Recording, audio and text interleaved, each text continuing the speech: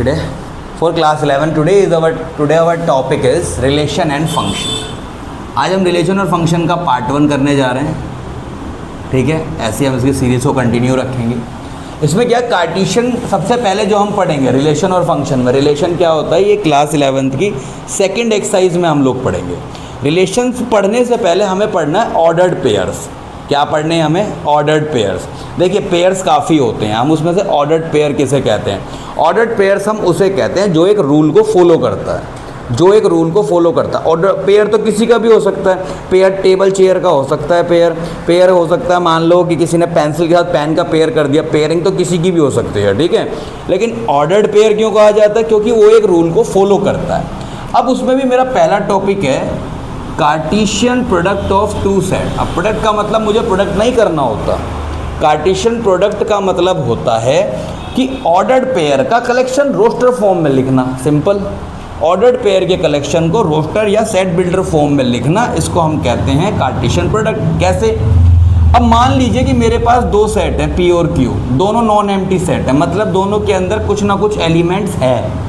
मैंने दो सेट लिए तो P क्रॉस Q जो होगा, अब P क्रॉस Q क्या होगा? Is the set of all ordered pairs.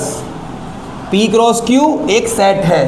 P cross Q क्या है कि इसके अंदर जो भी एलिमेंट्स आ रहे हैं वो ऑर्डर्ड पेयर की फॉर्म में आ रहे हैं। तो ऑर्डर्ड पेयर कैसे लिखते हैं? कार्टेशियन इसलिए लिखता है जैसे हम कार्टेशियन प्लेन पर, जैसे हम कार्टेशियन प्लेन पर किसी भी पॉइंट को लगाते हैं। जैसे मैंने लगाया 2,3, तो मुझे पता है 2 यहाँ पे x को बता रहा है, 3 यहाँ पे y को बता रहा है। तो ये एक ऑर्डर्ड पेयर हो गया ना, कि पहला जो आपका वो एब्सिसा होगा और दूसरा क्या होगा, आप दूसरा पॉइंट आपका ऑर्डिनेट होगा। तो इसी तरह यहाँ पे भी ऑर्डर्ड पेयर के जितने भी एलिमेंट्स बनते हैं सारे क्या होते हैं? ऑर्डर्ड पेयर्स, ठीक है। Ordered pair of element from P and Q। अब देखिए ये बात समझनी कि जब मैं P क्रॉस Q ले रहा हूँ तो पहला एलिमेंट P से आएगा और दूसरा एलिमेंट Q से आएगा। जैसे कि हम पॉइंट प्लॉट करते हैं तो पॉइंट प्लॉट होता है x, y की फॉर्म में। कैसे होता है? x, y की फॉर्म में। तो फिक्स है ना कि पहला x है दूसरा y है। ऐसे अगर P क्रॉस Q ले रहे हो तो पहला एलिमेंट P का होगा और दूसरा एलिमेंट Q का होगा। लेकिन अगर मैं Q क्रॉस P निकालता तो पहला Q का होता और दूसरा P का होता। तो पहले तो आपको ये डेफिनेशन समझनी है इसकी। अगर आपके पास दो नॉन एम्प्टी सेट हैं तो P क्रॉस Q में सारे के सारे ऑर्डर्ड पेयर आएंगे जो कि किस फॉर्म में होंगे? P, Q। P पहले सेट से और Q दूसरे सेट से। अगर ये Q क्रॉस P होता तो यहाँ पे QP आता, ठीक है। अब दूसरी बात समझिए, पहले थोड़ा सा इसे और इलस्ट्रेट कर लेते हैं कि इसका मतलब क्या है, इसका ऑर्डर्ड पेयर का कहने का क्या मतलब है। देखिए मेरे पास मान लीजिए एक सेट है A जिसमें DL, MP और कर्ण KA। DL मतलब है दिल्ली, MP मतलब मध्य प्रदेश और KA मतलब है कर्नाटक। 3 स्टेट्स के नाम दे रखे हैं मुझे, ठीक है, 3 जगहों के नाम दे रखे हैं, ऐसे याद रखिए। और B क्या है? गाड़ियों पे आने वाले नंबर 01, 02, 03, ये सब स्क्रिप्ट टाइप दे रखे हैं।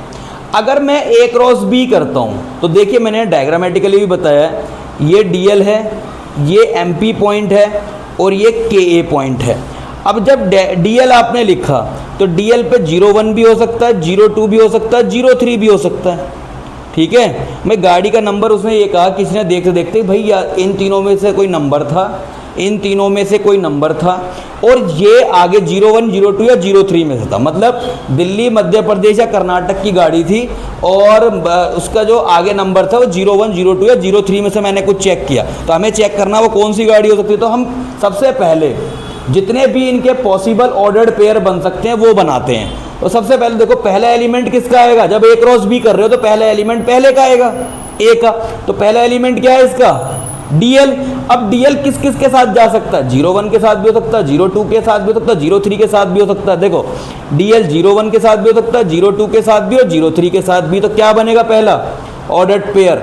DL 01, DL 02 और DL 03 बन गया जी पहला। अब MP का क्या बनेगा? MP 01, MP 02 और MP। जैसे हमारे पास A क्रॉस B, हमारे पास दो सिटीज़ थी तो DL 01, DL 02, DL 03, MP। देखिए अब MP से क्या बनेगा? MP का नंबर 01, 02, 03। MP02 और MP03। अब KA के साथ KA01, KA02 और KA03। तो भाई ये ऑर्डर्ड पेयर्स भी हैं और आप भी ना ऐसे समझिए किससे फॉलो हो रहे हैं। A क्रॉस B का मतलब क्या है? A क्रॉस B का मतलब पहला एलिमेंट A का ही आएगा ऑर्डर्ड पेयर में। तो पहला आया DL का, DL का किस किस के साथ ऑर्डर्ड पेयर बन सकता है? B के एलिमेंट पहले के साथ, दूसरा, तीसरे के साथ क्या बनेगा? DL01, DL02, DL03। ये क्या शो कर रहा है? पहला एलिमेंट पहले से, दूसरा एलिमेंट दूसरे से। यही तो मतलब होता है ऑर्डर्ड पेयर का, पहला एलिमेंट पहले से, दूसरा एलिमेंट दूसरे से। देखो यहाँ पे भी DL01, 02, 03, MP01, 02, 03, KA01, 02, 03। टोटल कितने पॉइंट बने? 1, 2, 3, 4, 5, 6, 7, 8, 9। 9 पॉइंट बने। तो इसका मतलब ऑर्डर्ड पेयर में कितने पॉइंट होंगे? 1, 2, 3, 4, 5, 6, 7, 8, 9। 9 ऑर्डर्ड पेयर बनेंगे, 9 ही इसके अंदर एलिमेंट्स होंगे ऑर्डर्ड पेयर के अंदर। ठीक है, अब देखते हैं अगर इन दोनों में से कोई भी एक सेट एम्प्टी हो जाएगा तो P क्रॉस Q और Q क्रॉस P भी एम्प्टी होगा। ठीक है जी। अगर एक भी इन दोनों में से कोई एक इनफाइनाइट होगा तो इनका जो ऑर्डर्ड जो P क्रॉस Q और Q क्रॉस P आएगा वो भी इनफाइनाइट तक आएगा। देखिए कैसे, अगर मान लीजिए आपने कोई सेट लिया, मान लीजिए 1, 2 और Q लिया आपने natural number 1, 2, 3 up to infinity, natural number का सेट है ये। तो P क्रॉस Q क्या होगा? 1, 1, 1, 2, 1, 3 अप टू इन्फिनाइट तक। तो 1 इन्फिनाइट तक जाएगा, फिर 2 इन्फिनाइट तक जाएगा। तो इसके अंदर भी कितने एलिमेंट होंगे? इन्फिनाइट। करते रहो सॉल्व। ठीक है, चौथी प्रॉपर्टी क्या कहती है? अगर पहले के अंदर P एलिमेंट है और दूसरे के अंदर Q एलिमेंट है तो A क्रॉस B में PQ एलिमेंट होंगे। जैसे अभी मैंने क्वेश्चन किया था, पहले के अंदर 3 एलिमेंट, दूसरे के अंदर 3 एलिमेंट और ऑर्डर्ड पेयर में 9 पॉइंट, 9 एलिमेंट्स को शो करेंगे। तो मतलब 9 ऑर्डर्ड पेयर आएंगे। पहली बात, A क्रॉस B के जो एलिमेंट होंगे वो ऑर्डर्ड पेयर की फॉर्म में होंगे। तो यहाँ पे से 18 मत काउंट कर लेना कि 1, 2, 3, 4, ये एक एलिमेंट है, एक ऑर्डर्ड पेयर एक एलिमेंट। तो A क्रॉस B में कितने एलिमेंट आए? 18 एलिमेंट। कितने हो गए? 18 होंगे, 9 एलिमेंट होंगे। अलग अलग 18 काउंट नहीं करने, 1, 2, 3, 4, 5, 6 जितने ऑर्डर्ड पेयर उतने एलिमेंट। A क्रॉस B का एलिमेंट ऑर्डर्ड पेयर की फॉर्म में आएगा तो पेयर को एक एलिमेंट काउंट करना है। तो कितने एलिमेंट हो गई A क्रॉस B में? अगर पहले में 3 एलिमेंट है मैंने माना, तो दूसरे सेट में भी 3 एलिमेंट। तो बताइए सर कि A क्रॉस B में कितने होंगे? 3 × 3, 9 एलिमेंट। अगर पहले में 2 होते और दूसरे में 3 तो 6 एलिमेंट। इसमें 4, इसमें 3, 12 एलिमेंट। ऐसे याद रखेंगे। ठीक है। अच्छा, अगला देखिए, 2 ऑर्डर्ड पेयर इक्वल कब होंगे? 2 ordered pairs are only equal कब? If first element is equal to the first element of second ordered pair and second element of first ordered pair is equal to the second element of second ordered pair, then x is equal to a and y is equal to b। तो हमारे पास ये एक example है, NCERT का पहला question है, first 2.1 का।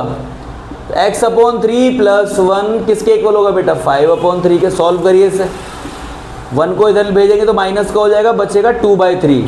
3 से 3 कट करिए, x की वैल्यू आएगी 2 और सेकंड y - 2/3 को हम पुट करेंगे 1/3। तो 2/3 + 1/3 किसके इक्वल आएगा? 3/3। ये आया 1। तो x आ गया, y आ गया। इसके बाद हमारे पास क्या है? Order triplet. ऑर्डर ट्रिपलेट कैसे बनते हैं? अगर मान लीजिए कहीं पे मेरे को A क्रॉस A दे रखा है तो A क्रॉस A किसके इक्वल होता है? A³ के। तो इसके एलिमेंट्स कैसे होंगे? A, B, C। जहां पे A, B, C तीनों ही कहां से आए हैं? A से, क्योंकि तीनों ऑर्डर पे तीनों जो है आपके सेट सेम है। जिनमें कार्टेशियन प्रोडक्ट निकलवा रहा है वो तीनों ही सेट आपके सेम है, A क्रॉस A। तो इसके जो भी एलिमेंट आएंगे वो A से आएंगे। तो यहाँ पे जो A, B, C आपका बन रहा है इसको क्या बोलोगे? Order triplet. तो इसके भी क्वेश्चन आएंगे, हम क्वेश्चन से ज़्यादा अच्छा समझ पाएंगे इसे। ठीक है, नोट कर लीजिए इसे। तो 2.1 एक्सरसाइज की अब हम क्वेश्चन करने जा रहे हैं। पहला क्वेश्चन मैंने एग्जाम्पल में ही करा दिया था। तो देखिए, number of element in set ए, उन्होंने कहा डायरेक्ट कि 3 है। अच्छा, बी उसने सेट गिवन कर रखा है, तो बी सेट की कार्डिनलिटी क्या होगी? कार्डिनल नंबर होता है कि एलिमेंट्स उसके सेट में कितने एलिमेंट्स हैं। आपके बी में 3 एलिमेंट है तो बी की कार्डिनलिटी होगी 3। तो number of element in B है हमारा 3। तो number of element in A cross B कितना होगा, इसका होता simple number of element in A into number of element in B. Answer हो गया 3 इंटू 3 9 एलिमेंट्स, खत्म। अब जी दे रखा है मेरा 7,8 और एच दे रखा है मेरा 5,2। जब वो मुझसे जी क्रॉस एच मांग रहा है तो मेरा पहला एलिमेंट हर एक ऑर्डर्ड पेयर में जी का होगा। जी का एलिमेंट है पहला 7, तो 7 का लेंगे, 7 को तीनों के साथ कराएंगे। तो डीएल वाला एग्जांपल देख सकते हैं, 7 5 7 4 7 2। अब भैया 8 के साथ भी इसी तरह से बर्ताव करिए, 8 5 8 4 8 2। अब H क्रॉस G क्या होगा, अब H के एलिमेंट आएंगे पहले, 5 7 5 8 4 7 4 8 2 7 2 8। तो जी ये बन गए, ठीक है। एक बात याद रखिए, अगर वो सिंपल ये पूछता है ना क्या जी क्रॉस एच एच क्रॉस जी के इक्वल होगा, बिल्कुल नहीं होगा। ऑर्डर्ड पेयर का मतलब ये 7, 5 5, 7 ये इक्वल नहीं होंगे। अगर आप इसे ऐसे सोचिए कार्टेशियन प्रोडक्ट में, अगर मैं एलिमेंट 7, 5 को नंबर लाइन पे डालता हूँ, मान लो ये 7 है, ये 5 है, इधर यहाँ पे इधर ये 7 है, ये 5 है, तो 7, 5 ये पॉइंट होगा और 5, 7 ये पॉइंट है। क्या ये दोनों पॉइंट इक्वल हैं? जब ये दोनों पॉइंट इक्वल नहीं है, 7, 5 क्या 5, 7 के कभी भी इक्वल होगा पॉइंट की फॉर्म में कार्टेशियन पे? नहीं। तो ऑर्डर्ड पेयर में भी ये कभी इक्वल नहीं हो सकते। अगर इन्हें इक्वल होना है तो यहाँ 7, 5 है तो 7, 5 ही होना चाहिए। मैंने लिखवाया है the two ordered pair are said to be equal if the first element of the first ordered pair is equal to the first element of second ordered pair. ये 7 है, ये 5 है और 7 5 के इक्वल नहीं होता। तो G cross H never equal to H cross G, ये याद रखिएगा। अब देखिए फोर्थ क्वेश्चन आपका ट्रू फॉल्स का है। अगर ये सही लिखा है तो वो कह रहा है कि ट्रू लिख दीजिए, वरना फॉल्स है। अच्छा एक मैंने लिखा नहीं है इसमें, जो सेकंड वाला पार्ट है इसका, सेकंड वाला पार्ट डायरेक्टली डेफिनेशन दे रखा था, तो जो स्टार्टिंग में मैंने डेफिनेशन लिखी थी आप उससे उसे ट्रू कर लीजिएगा। बिल्कुल वही डेफिनेशन उसने मैंने PQ के लिए लिखी, उसने MN के लिए लिखी है। देखिए अब कह रहा है P सेट में 2 एलिमेंट है M, N, Q में 2 एलिमेंट है N, M। तो कह रहा है P क्रॉस Q में कितने एलिमेंट होंगे? तो P क्रॉस Q में केवल 2 एलिमेंट कह रहा है कि MN होगा और NM होगा। नहीं, पहली बात तो अगर इसके अंदर अगर पहले वाले set number of element in P अगर 2 है और Q में भी 2 हैं, तो P क्रॉस Q में कितने एलिमेंट होंगे? 2 इंटू 2 4। कितने एलिमेंट होंगे? 4, और यहाँ दे रखे हैं 2। तो ये क्या हो गया, पहले वाला पार्ट फॉल्स। अब दूसरा वाला देखते हैं। ये कह रहा है A12 है, B मेरा 3 4 है, A क्रॉस B इंटरसेक्शन 5 5 होना चाहिए, ठीक है। A क्रॉस B इंटरसेक्शन 5 किसी भी फाइनाइट सेट का अगर मैं इंटरसेक्शन एम्प्टी सेट के साथ लेता हूँ तो उसका इंटरसेक्शन एम्प्टी आता है। तो बड़ी नॉर्मल सी बात है। अगर मैं B का इंटरसेक्शन, B फाइनाइट है और फाइनाइट का अगर मैं इंटरसेक्शन किसके साथ, फाइनाइट हो या इन्फानाइट हो, इन्फानाइट में भी कोई दिक्कत नहीं है। इन्फानाइट का भी इंटरसेक्शन अगर आप या नेचुरल नंबर का इंटरसेक्शन आप इसके साथ लो एम्प्टी सेट के साथ, तो एम्प्टी आएगा। इंटरसेक्शन में कॉमन चीज़ें आती हैं, जब दूसरा सेट एम्प्टी हो गया तो इंटरसेक्शन उसका एम्प्टी रहेगा। अब A क्रॉस 5 क्या होगा? अभी क्या बताया था मैंने जब पिछली प्रॉपर्टीज लिखवाई थी, अगर कोई सेट फाइनाइट है और दूसरा एम्प्टी है तो उसका क्रॉस प्रोडक्ट कार्टेशियन प्रोडक्ट क्या होगा? वो भी एम्प्टी होगा। तो यही तो कह रहा है कि इज इक्वल टू एम्प्टी, तो बात क्या कह रहा है वो? ट्रू। वो बात में सच्चाई बता रहा है। अब देखिए फिफ्थ क्वेश्चन में हमें A क्रॉस A निकालना है। तो एक बात याद रखिए, 3 चीज़ एक साथ नहीं होंगी, पहले आपको A क्रॉस A निकालना पड़ेगा। अब A क्रॉस A कैसे निकलेगा? -1 1 इंटू -1 1। तो अब पहले क्या बना? -1, -1 -1, 1, 1 और 1, 1। तो ये है मेरा A क्रॉस A। अगर मैं इसी में अगर मुझे अब A क्रॉस A निकालना है तो इसका मतलब इसी के अंदर मुझे मल्टीप्लाई करनी है किसकी? A की, -1 और 1 की। देखो यहाँ से पूरा ऑर्डर्ड पेयर जाएगा -1, -1 और इस -1 के साथ पहले कार्टेशियन प्रोडक्ट करेगा। तो -1 -1 -1 फिर 1 के साथ -1 1। दूसरा क्या है? -1 1। तो -1 1 दोनों के साथ करेगा। -1 1 -1 -1 1 1। फिर तीसरा वाला आएगा 1 -1 -1 1 -1 1 1 1 -1। चौथे वाले का आ गया और 1 1 1। ठीक है। अगर पता करना है कि मेरे A क्रॉस A में एलिमेंट कितने होंगे, तो देखिए जब मेरे पास दो सेट थे, सिंपल कि मैंने ऐसे लिया, इसे रब कर देता हूँ, यहाँ देख लीजिएगा इस चीज़ को कि कितने एलिमेंट होंगे। सिंपल, अगर A सेट में 2 एलिमेंट है तो A क्रॉस A में कितने होंगे भाई, A का 2, इसका 2, इसका 2, तो 2 इंटू 2 इंटू 2 कितने एलिमेंट होंगे 8। ये याद रहे कितने होंगे 8। ऐसे भी देख सकते हो A क्रॉस A में कितने आए 4। फिर जब इसके 4 एलिमेंट हो गए, इसके पास 2 एलिमेंट हैं, तो A क्रॉस A में कितने आएंगे 4 इंटू 2 8 एलिमेंट्स आएंगे। ये कभी पूछता नहीं है, नॉर्मल सी बात है, याद रख लीजिएगा बस। अच्छा, मेरे पास एक ना A क्रॉस B में 4 एलिमेंट दे रखे हैं, फिर मुझसे पूछ रहा है बताइए A और B क्या होंगे। मैंने क्या बताया, अगर ये A क्रॉस B है तो पहला एलिमेंट A का ही होगा और दूसरा एलिमेंट B का ही होगा। तो जो पहले एलिमेंट का सेट बने वो A का, जो दूसरे एलिमेंट का सेट बने वो B का। क्या है पहले एलिमेंट A B रिपीट करते नहीं है सेट में एलिमेंट, तो A क्या आएगा A, B और B क्या आएगा सेकंड का सेट x y, तो x, y ये बन गया। अब 7th क्वेश्चन ना देखो थोड़ा सा लेंदी कर दिया उसने बहुत ज़्यादा। पहले A cross B intersection C निकालो, फिर A क्रॉस B निकालो, A क्रॉस C निकालो, इनका इंटरसेक्शन करो, चेक करो दोनों सेम आ रहे हैं नहीं आ रहे। तो पहले क्या निकालना है मुझे A क्या है 1 2। मैं पहले LHS ले रहा हूँ इसका और क्रॉस कर रहा हूँ किसके साथ B इंटरसेक्शन C के साथ। देखिए B इंटरसेक्शन C में क्या कॉमन है, B इंटरसेक्शन C का कॉमन पॉइंट बताइए क्या है, B 1 2 3 4 है, C 5 6 है, कुछ भी कॉमन नहीं है। क्या आएगा यहाँ पे 5 को ब्रैकेट में नहीं खाली ब्रैकेट डालना पड़ेगा उसके लिए 5। तो मतलब LHS तो एम्प्टी आ गया, LHS क्या आ गया एम्प्टी। अब RHS के लिए देखिए, RHS में सबसे पहले क्या है A क्रॉस B निकालो, B क्रॉस C निकालो और चेक करो कुछ कॉमन है इसमें। अब A क्रॉस B में निकाल रहा हूँ, मैं लिख नहीं रहा, यहाँ पे डायरेक्ट देखिएगा A और B ये रहे 1 1, इसमें 2 हैं, इसमें 4 है, 8 एलिमेंट आएंगे A क्रॉस B में। पहला आया 1 1 1 2 1 3 1 4, वहाँ आएगा 2 1 2 2 2 3 2 4, बन गई बात। अब B क्रॉस C में, B क्रॉस C इधर है, करिए निकालिए जरा, इसमें भी 4 दूनी 8, कितने एलिमेंट आएंगे B में 4 है, C में 2 हैं, तो B क्रॉस C में 4 2 8 एलिमेंट आएंगे। पहला 1 5 1 6। सेकंड पार्ट में क्या है कि A क्रॉस C निकालना और B क्रॉस D।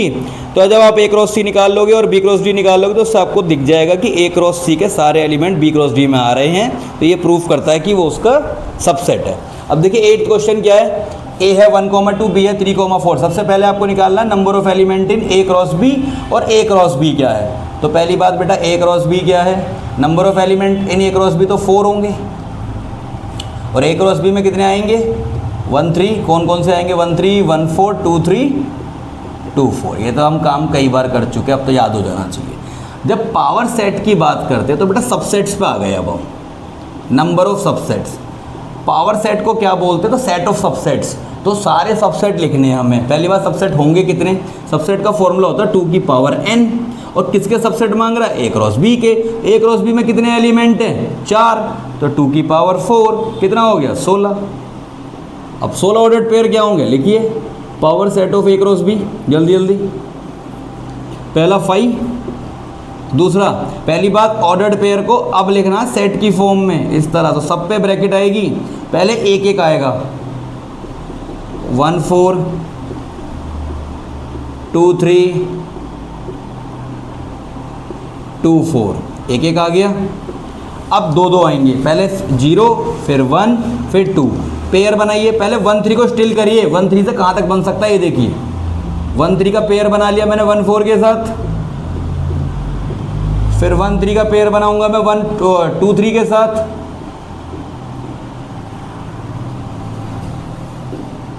फिर 1 3 का पेयर बनाऊंगा मैं 2 4 के साथ। भाई देखो आपको कैसे बनाना है डबल वाला, पहले 1 3 का 1 4, फिर 2 3, फिर 2 4। 1 3 कंप्लीट हो गया, अब आओ 1 4 पे। बैकवर्ड नहीं चलना, केवल फॉरवर्ड चलना अपने को। 1 4 से 2 3, 1 4 से 2 4, 1 4 2 3,